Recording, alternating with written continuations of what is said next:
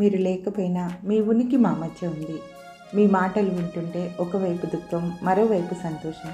ఎంతో విలువైన మీ ప్రసంగాలు మాకే కాదు, మా పిల్లలకు, వారి పిల్లలకు కూడా అవసరం. క్రైస్తవ లోకానికి తరిగిపోని సంపద మీరు. అయినా మిమ్మల్ని పోగొట్టుకున్నందుకు బాధగానే ఉంది. ఎక్కువ మీకు నచ్చేది క్యాంప్లో మెసేజా? ఇది ఒక పేరు. అబ్బా అబ్బా అబ్బా అక్క ఆడేసుకుంటుంది కదా నాతో. సంతోషం ఒకవేళ అదైతే. కానీ నాకైతే నేను క్యాంపులకు ఎప్పుడు పోలేదు అనుకో, చాలా తక్కువ పోయినా. మెసేజ్ కూడా నచ్చేదే, కానీ అంతకంటే ఎక్కువ ఫ్రెండ్షిప్ వస్తుంది. వచ్చినప్పుడు మనకు మంచి ఫ్రెండ్స్ దొరుకుతారు కదా. దొరుకుతారా? ఇంకా ఎవరు దొరుకుతారు? 5 F'లు చెప్పండి మీకు నచ్చినవి. కాలేజెస్లో, స్కూల్స్లో మీకు నచ్చిన 5 Fతో స్టార్ట్ అవ్వాలి. ఫ్రెండ్స్, ఇంకా ఫాస్టింగా అన్న, నీ కాలు ముక్క ఫాస్టింగా? ఫస్ట్ ఇన్ క్లాసా? అన్నకు దండేయాలి ఇప్పుడు. First in class. నేను ఎప్పుడు లాస్ట్ ఇన్ క్లాసే. నేను ఎప్పుడు లాస్ట్ బెంచే. అయితే నువ్వు నేను వేరే జాతికి చెందిన వాళ్ళం, మన జాతి ఒకటి కాదు. లాస్ట్ బెంచ్ వాళ్ళు చెయ్యొద్దని చూసినావా? మా జాతి ఎంత ఉంది ఇక్కడ. అన్న కూడా ఉన్నాడు లాస్ట్ బెంచ్ వాళ్ళు. ప్రభు అన్నాడు, ఓడలు బండ్లు అవుతాయంట, బండ్లు ఓడలు అవుతారు, కడపటి వారు ఏమవుతారు? చూసినావా ఇక్కడ?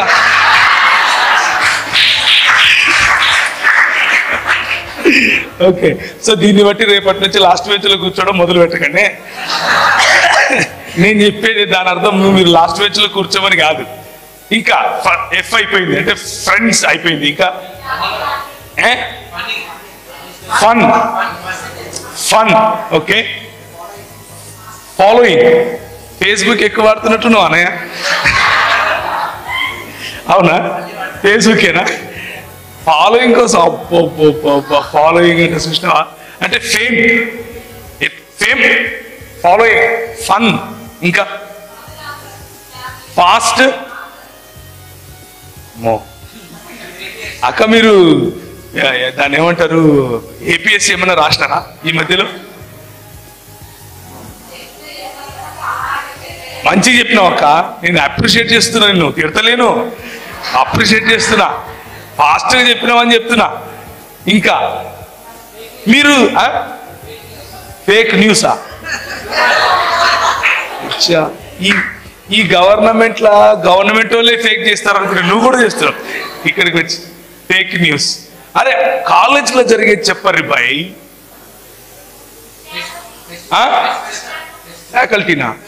ఫ్యాకల్టీ కూడా నీకు గుర్తున్నారా? క్యాంపుకి వచ్చి ఫ్యాకల్టీని గుర్తు చేసుకుంటున్నావా? సంతోషం. అమ్మ, నేను అనుకున్నా ఎవరు చెప్తలేరు ఇది, ఈ పదం రాలేదేంటి, ఫ్రస్ట్రేషన్ అనే పదము. నిన్న కూడా ఒక యూత్ క్యాంప్ లో మాట్లాడుతుంటే ఇదే చెప్పింది. రెండో మాటనే ఫ్రస్ట్రేషన్ అన్నాడు. అరే నేను మొదలై పెట్టలేదు, అప్పుడే నీకు ఫ్రస్ట్రేషన్ వచ్చింది ఇంద్రాబాయ్ అంటే నవ్వుతున్నాడు. Frustration. Follow up. Okay, following చెప్పేసినాడు, అయిపోయింది. ఫెస్టివల్. ఓకే, పండగ. ఏం చెప్పిండు? Favour, freshers, farewell, fish. అనగా మధ్యాహ్నం ఏమండిరే? ఫిష్ కలవరిస్తుండ్రు. ఏమండిరు మధ్యాహ్నం? ఫిష్ మాత్రం కాదా? సారీ తమ్మి, ఫిష్ పెడతలేడట అన్న. ప్రార్థన చెయ్యి, ఉపవాస ప్రార్థన చేస్తే ఫిష్ పెడతాడు. అర్థమైందా? ఉపవాస ప్రార్థన చేస్తే ఫిష్ పెడతాడు. ఎక్సలెంట్. ఫ్రీడమ్. యంగ్ పీపుల్ అంటే యువతులకు కావాల్సింది ఫ్రీడమే కదా.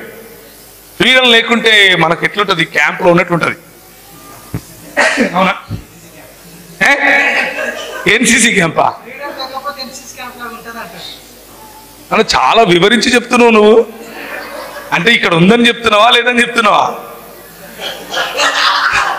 చూడు అన్న చాలా ముసి నవ్వులు నవ్వుతున్నాడు. ఒక పక్క NCC క్యాంపును గుర్తు చేసుకుంటున్నాడు. నాకు తెలిసి అన్న ఎప్పుడు NCC క్యాంపు పోయిండాడు. నిజం చెప్పు, పోయినావా? చూడు నేను చెప్పినా కదా, ఎప్పుడు పోయినాడు, గ్యారంటీ అది. ఎందుకంటే ఎన్సీసీ క్యాంపులో చాలా ఫ్రీడమ్ ఉంటుంది. నేను పోయినా చాలా సార్. ఫ్రీడమ్ ఉండదా ఎన్సీసీ క్యాంపులో? అంటే నీకు సాబుకు ఉన్న రిలేషన్ మీద ఆధారపడి ఉంటుంది అది. అర్థమైందా? సాబ్ మంచిగా పటాయించుకున్నావు అనుకో, సూపర్, నువ్వే హీరో. అక్కడ నువ్వేది చేస్తే అదే నడుస్తుంది. ఈ క్యాంపులో కూడా అంతే. ఇక్కడ సాబు ఎవరో తెలుసా? అన్న చెయ్యొద్దు, ఆడ కూర్చుని ధూమ్ధామన్న ఆ అన్న సాబు. ఆ సాబును పటాయించుకుంటే ఫుల్ హ్యాపీ, ఫ్రీడమ్లోనే ఉంటాం. అర్థమైందా? ఇంకా ఎఫ్తో 5 పదాలు అడిగినా నాకు కావాల్సినవి ఏమొచ్చినాయంటే ఫ్రెండ్షిప్ వచ్చింది, రెండోది ఫేవర్ వచ్చింది, మూడోది ఫాలోయింగ్ అంటే ఫేమ్ వచ్చింది, నాలుగోది ఫ్రీడమ్ వచ్చింది, ఫ్రస్ట్రేషన్ కూడా వచ్చింది. దాని గురించి తర్వాత మాట్లాడదాం లాస్ట్. 8 అబ్బో చాలా స్పిరిచువల్ ఉన్నారు మీరు. Family, okay. Future okay.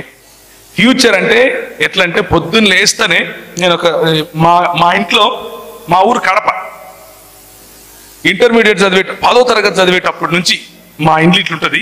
ఒక 3 ఇండ్లు దాటినాక ఇంకొక ఇల్లు ఉంటుంది. దాంట్లో ఒకడు నా క్లాస్మేటే, వాడి పేరు మార్టిన్.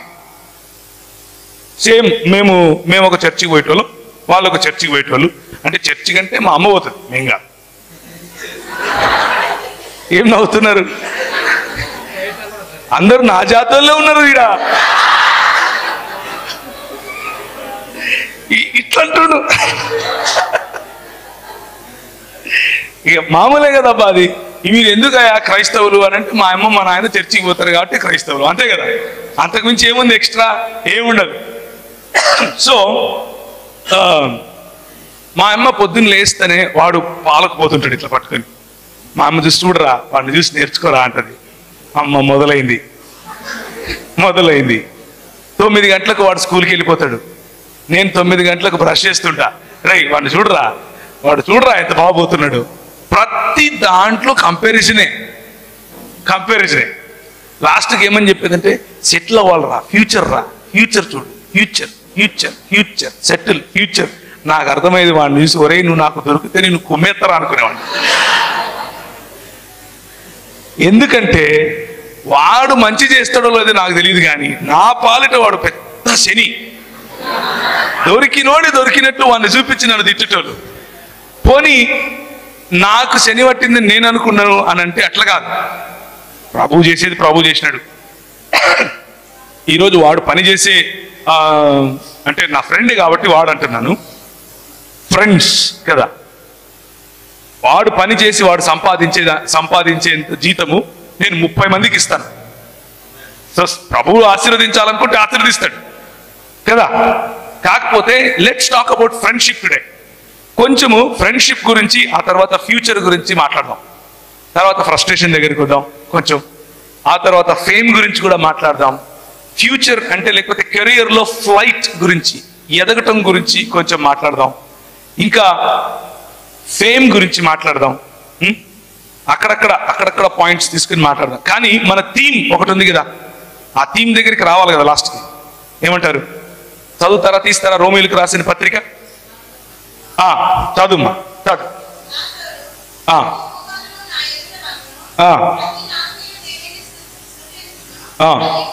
దానిపైనుంచి చదువుమా. దానిపైన అది ఎప్పుడు కూడా ఒక విషయం గుర్తుంచుకోండి, a text without a context is a pretext అంటారు. అంటే అర్థం ఏంటంటే, సందర్భానుసారంగా చదవనటువంటి వాక్యం ఏదైనా సరే నువ్వు ఏం కావాలంటే అది ప్రూవ్ చేసుకోవచ్చు దాంట్లో నుంచి. అలా ఎప్పుడు సందర్భంలోనే మనం చదవాలి. మనము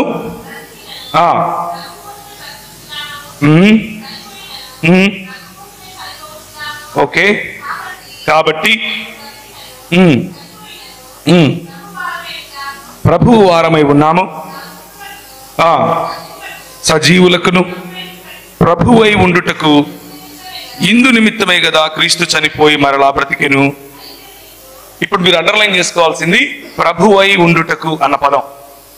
ఈ మొత్తంలో కాన్సెప్ట్ ఏంటంటే, యేసుక్రీస్తు ప్రభువై ఉన్నాడు. దేవుని లేకపోతే 66 పుస్తకాలు ఉన్నటువంటి బైబిల్ గ్రంథం చెప్పేటటువంటి సువార్త ఏమిటి అని అంటే, యేసుక్రీస్తు ప్రభువై ఉన్నాడు అన్నటువంటి విషయం. అదే సువార్త.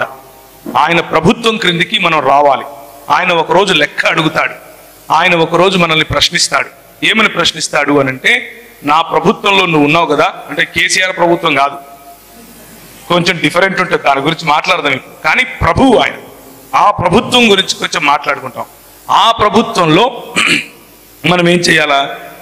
ఇప్పుడు 10 చదవండి. అయితే నీవు నీ సహోదరునికి తీర్పు తీర్చనేలా, నీ సహోదరుని నిరాకరింపనేలా మనమందరము దేవుని న్యాయపీఠము ఎదుట నిలుతుము. నా తోడు ప్రతి మోకాలును నా ఎదుట వంగును, ప్రతి నాలుకయు నా దేవుని స్తుతించును అని ప్రభువు చెప్పుచున్నాడు అని వ్రాయబడి ఉన్నది కనుక మనలో ప్రతి వాడును తన్ను గూర్చి దేవునికి లెక్క అప్పగించవలను. సో ద కాంటెక్స్ట్ ఏంటి అని అంటే, నువ్వు లెక్కప్ప చెప్పుకోవాలి అని ఎందుకు చెప్తున్నాడు అంటే, రెండు చాలా కోణాలు ఉన్నాయి దానికి. కానీ కేవలం నువ్వు లెక్కప్ప చెప్పుకోవాలి అన్నది మాత్రమే ఇక్కడ కాన్సెప్ట్ కాదు. ఇక్కడ కాన్సెప్ట్ ఏమిటి అని అంటే, మనము మన సహోదరునికి అని అంటున్నారు కాబట్టి మాకేం సంబంధం లేదులే అని YWCA వాళ్ళు, అంటే యంగ్ ఉమెన్ క్రిస్టియన్ అసోసియేషన్ అనుకుంటే కష్టమే. మీరు కూడా మీ సహోదరికి, మీ సహేలి, లేకపోతే మీ ఫ్రెండ్కి, మీ తోటి, మీ పొరుగు వారికి కదా, వారిని తీర్పు తీర్చటానికి, వారు మీకంటే నిమ్నులు, మీకంటే తక్కువ వాళ్ళు అని చెప్పటానికి వీలు లేదు. కాబట్టి ఈరోజు ఫ్రెండ్షిప్ గురించి కొంచెం మాట్లాడుకున్నాం. రైట్? ఫ్రెండ్షిప్ 3 రకాలుగా ఉంటుంది. ఒక పైనుంచి కనుక దాన్ని అర్థం చేసుకుంటే 3 రకాలుగా ఉంటుంది. మొదటిది కేవలం కలిసి తిరగటం, కలిసి స్కూల్కి